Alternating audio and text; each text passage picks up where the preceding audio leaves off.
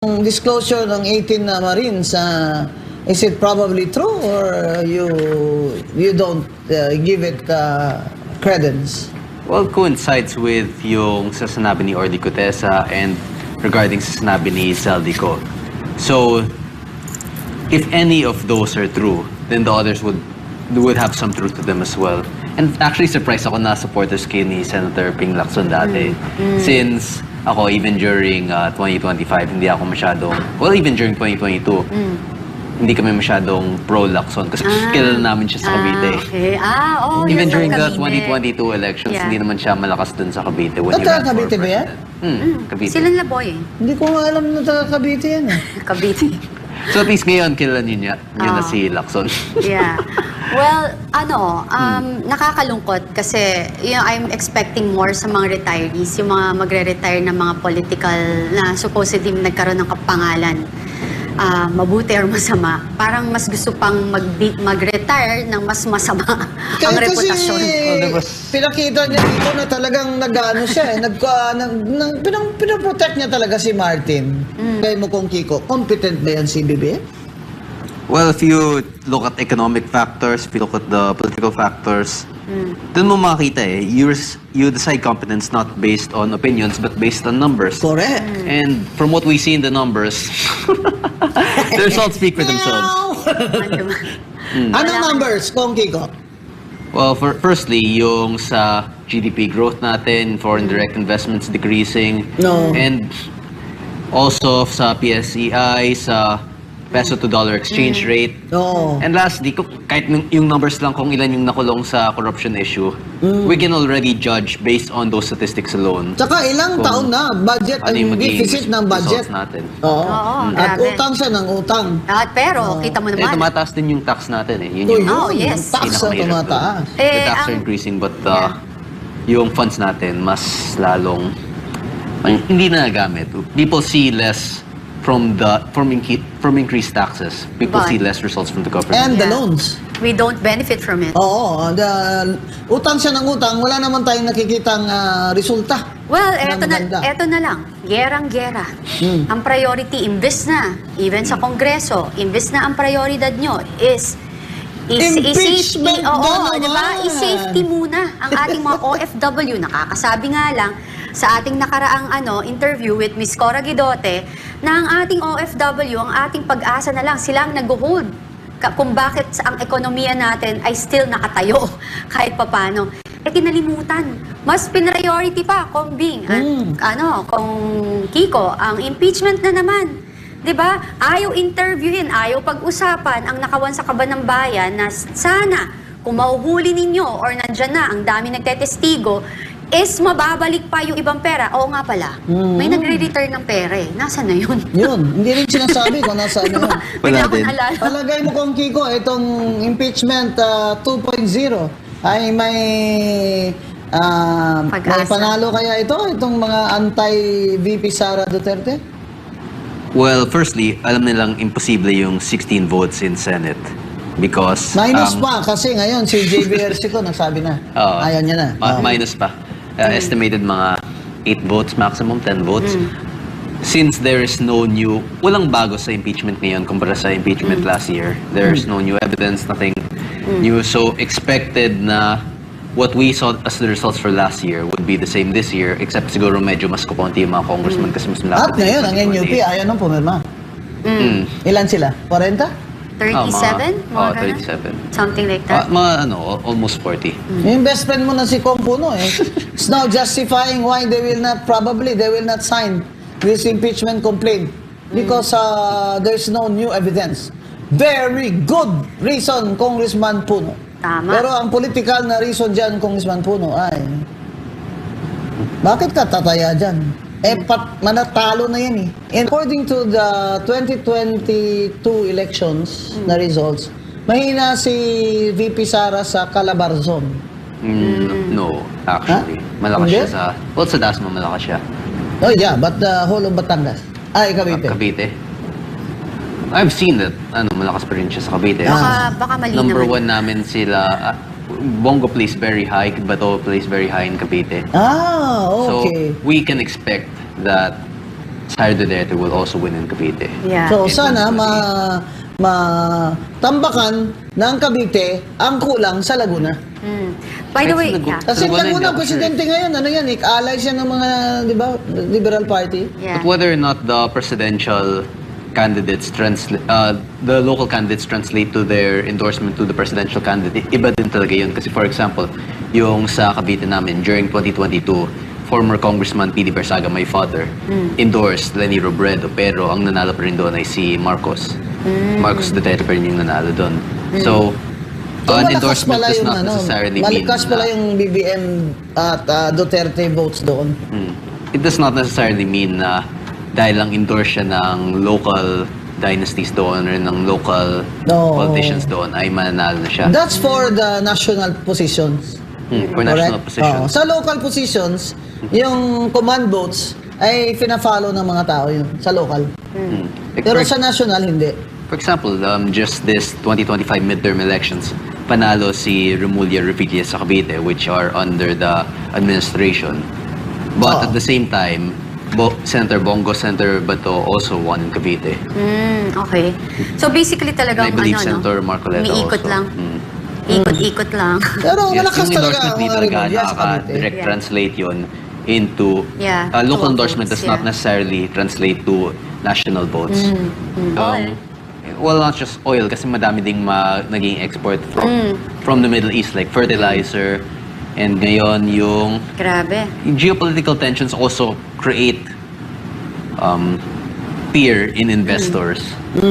So yun din, there are plenty of issues in this war, and also yung pinaka-issue natin dito, hindi yung pagtaas ng presyo. It's not the economic impacts, but the fear of escalation. Yes, Because that's if you true. look at historical perspectives, yung World War I, nag-umpisa lang yun, na-assassinate lang si Franz Ferdinand by Gavrilo Princip, I believe. And that is just para sa kanila noon, it's just a local European issue. And then it escalated into a war that escalated into another war afterwards. Nag-umpisa sa simple. Yes, because World War II emerged from the results of the Treaty of Versailles na nangyari doon on the end of the First World War. So yung mga ganitong klaseng small issues, well, it's already a big issue, but we do not know how big of an issue it could be, and we do not know about kung gaano kalaki yung magiging threat of escalation nito, at yun yung pinaka kailangan nating tutukan, yung posibleng threat of escalation. And yet, the BBM apparently has no plan. Wala. It's impossible to plan for things like this, but at the same time, wala pa ngang gera, may issue na tayo in terms of our economic issue. Yeah, We're already it's true. facing an economic and a political crisis regarding corruption. So dito talaga makakita natin kung it's where the government will be measured. Kasi nung nagkaroon ng pandemic, everything was stable before then. President Duterte was actually doing a very good job. And he had very good results during the midterm elections before the pandemic. So now, this is parang similar situation to. 1 year after the midterm elections, we face a global crisis. Pero ang pagkakaiba natin dito is that it's one of the worst midterm performances for any incumbent administrations. And at the same time, they are facing massive political backlash over large-scale corruption issues, not just a domestic issue, but also from the international community. Yeah, So- yun yung nakakalungkot eh. Kasi because of this massive corruption, no, sirang-sira tayo sa ibang bansa. So, when you try to think about it, pag tiningnan ka ng ibang lahi na, ay, mga magnanakaw ba to? Alam mo yung ganun? And I Baka to the mean- point na hindi na tayo i-hire kasi, ay, may lahi pala tong mga ganito. Hindi man in Sad, general. no? Oo, pero, I mean, di ba? we still have the Filipinos good image, the Filipino people, but yung Philippine government, it already Yeah. has an image of corruption. Exactly. And the image of corruption within the Philippine government has only increased in the recent years. And I think yun talaga yung magiging issue natin in response to Yeah. such crisis like So, this. kung Yeah. sinasabi ng mga pro-BBM, kaya pa naman daw mag-recover sa 2 taon. Palagay mo, kaya ni BBM gang na mag-recover in 2 years? Siguro pag sinoli niya yung pera, soli niya lahat. In terms of survey results, parang hindi na. Parang Because hindi. Malabo. within 2 years, it's all expected to go downhill from here. Because ngayon, right now, the administration expects support from both the House, the Senate, from House, Senate, from local leaders. Pero by 2027, it's also expected na hihina na yan. Lalo na So pag this is nakalabas already- ng budget. Oh, Sa balita ko, 2027. diba? Pag lumabas budget. napasa ng budget, nalalabas ng budget, hihina na si BBM. Kasi for that expected. year, ang mga congressman, wala na silang kukunin sa kanya. Correct. Kaya, lalo siyang Election hihina na. politically. Di ba? That's usually the pattern with presidents na pababa na yung trust rating. Yeah, every Well, time. Except for Digong. President Duterte did not have this problem kasi sobrang taas ng trust ratings niya noong 2022. Actually, Sir Duterte is the highest voted official of Right. highest voted elected official of practically of all time. 32 million. 32 Yeah. million, the highest Imagine, voted. let's just say 30 million will vote again. Wala pa yung increase ng voters, ha? O sa 30 million, kung mag-command votes ang Sara Duterte slate. Kasi zero ang senador ni BBM Gang. Kasi you need about 16 million, to be sure. Yeah. Sa 30 million na magsasara, kung straight ballot, Oo. Totoo. kahit sino dyan, madadala na sa Agos. Diba? Kasi nga, ang mga tao gusto na pagbabago sa 2022. Hindi lang reforma. Yung may mananagot para may reforma. So, Yun baka ang sakali, sinasabi ko. maisoli yung pera. Oo, tsaka talaga habulin ng Diba? pera. Habulin talaga. Habulin Where talaga. money trails talaga. Kung ay mga assets nila, ay pang ano talaga. Freeze. At the same time, wala man talagang zero corruption government. Even the best governments Oo, have some zero form tolerance. of corruption. Zero tolerance. Zero tolerance. But Oo. kahit nung 2016 to 2022 during President Duterte's term, we also noticed corruption within especially yung sa COVID funds, yung sa Formally. yung naging pandemic. So, yung nangyari dun sa pandemics, the whole face shield, face mask issue, ang dami ding naging issue doon. Ano yung debak siya? Ay, hindi, that was Aquino's term. Aquino's term yun. Aquino, di ba? Oo, Aquino Aquino, ba? 2010 to 2016. Formally, yung kay yung kay Secretary Duque ba yun? Kay kay Duque. Dugong. Digong. Kay Health PRRD. Secretary Farm. Duque during the 2020 pandemic. Hindi naman natin So, wala sinasabing zero corruption talaga mangyayari. Pero Tolerance. ang presidente at lahat ng mga elected officials dapat zero corruption. Zero tolerance. Kaya ako sinasabi ko akong Kiko, wala na lang sweldo yung mga congressman at senador. Kasi per diem na lang, bawat attend na lang. O di kung hindi sila mag-attend, di wala silang sweldo, wala silang per diem. Kasi ngayon, sa Venezuela, hindi na nga tumatanggap ng sweldo dahil deficit. Yeah. Palagay mo, payag kaya sila na wala na lang sweldo, per diem na lang? Hindi sila papayag dyan. Bakit? You're expecting people to act against their own interests and that will yun na never nga, happen. oo. Parang akala ko to, gusto lang na nilang conscience ba? Ayan. Well, if we expect Congress to act based on conscience, then we will not be rewarded for our expectations. Kasi hindi naman, kung konsensya talaga to, then nung flood control pa lang, dapat may nakulong na, dapat may mga nag-resign na. But Dapat ngayon pa nag-resign lang. na hindi dahil sa makukulong sila, pero dahil sa out of respect to the people. But Moral walang nangyaring ascendancy. ganon. The people who only resign Zaldico and see, it's only because they were being investigated. So regarding that, you cannot trust Congress to act based on conscience because all of the corruption started and exists because of a lack of conscience. Yung Yung timing, mantakin mo binayaran ang halos lahat ng mga primary major media outfit para ilabas di umano ang findings ng ICI. Pero ang naglabas, hindi pa po si Chairman dating Justice Reyes. John Reyes. Si Yeah. John Reyes. Hindi po siya ang gumamit ng propaganda na ito. Ang gumamit itong hippopotamus na bayaran at tauhan at attack bulldog ni Romualdez, no, si Jude Asidri. At ang sinabi niya, nagpapakita ito na mataas pa rin daw ang kredibilidad ni Romualdez sa taong bayan dahil absuelto sila. Sila pati si Sandro Marcos, si Bongbong Marcos Jr. dito sa ICI findings na ang nagbuo nito at kumukumpas mismo si Marcos para pagtakpan at tabunan ang kanilang criminal trails o yung landas ng pagbabaybay ng ebidensya ng krimen sa pandarambong at pangungulimbat sa kaban ng bayan. And tinaiming nila na mayroon pong mga investigasyon at requirement for the Vice President to appear sa sa House of Representatives Committee on Justice. Ma'am, ikaw nagbanggit ito kahapon na obviously it's a PR operation. Pag sinabing PR operation, binayaran yan. At yan ay may nag-aareglo.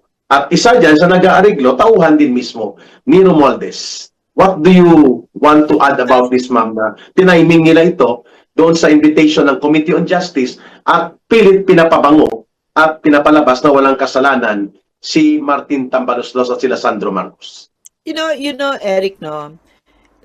This is what I mean when I say that we're living in dangerous times. Very dangerous times. Kasi pag hindi tayo lumaban dito, napakadelikado nito because it's a different form of subjugation. Kasi nga, we know that they're lying, right? We know that that ICI is a bunch of crap, 'di ba? Bullshit yan, 'di ba? Iisa na nga lang yan, si Jun Reyes na lang ang kumakapit dyan. Lahat sila umalis na dyan eh. Paano naging commission? Commission marami yan, di ba? Commission, di ba ganon? Consumption yan, Jun Reyes, no? Consumption yan ng isang taong walang prinsipyo na kumapit ka lang dyan, Jun. Ano nangyari sa'yo? Di ba? So ang alam nila alam natin nagsisinungaling sila, and they know that we know that they're lying, di ba? And we know that they know that we know that they're lying, di ba? Correct. And yet they're lying. In other words, it's really a very dangerous form of subjugation where they're saying, we don't really give a shit. We don't give a shit about what you think. No, even we're just going to give a facsimile of what the truth is, even though it looks like a bunch of dog poo, diba? Pero nandiyan na, nagsinabi na namin eh. So in other words, kami ang powerful dito, kami masusunod dahil kahit na bullshit yung hinaharap namin dyan sa inyo, basta sinabi na namin. So that's a very dangerous form of subjugation because it's like we make fun of her, but someone like Claire Castro is sending a very clear message to the Filipino people. This is our form of subjugation. We're the ones in power. At ma'am, yung sinasabi ninyo sa psychology po at doon din po sa tinatawag na social control, pagkokontrol ng lipunan at pagkokontrol ng taong bayan, mahalaga po yung binabanggit na punto ni Ma'am Lorraine. It is a form of psychological subjugation. No? Sinusupil mo ang pag-angat ng totoong pananaw at totoong sentimiento ng taong bayan by bombarding the society, by bombarding the public with lies.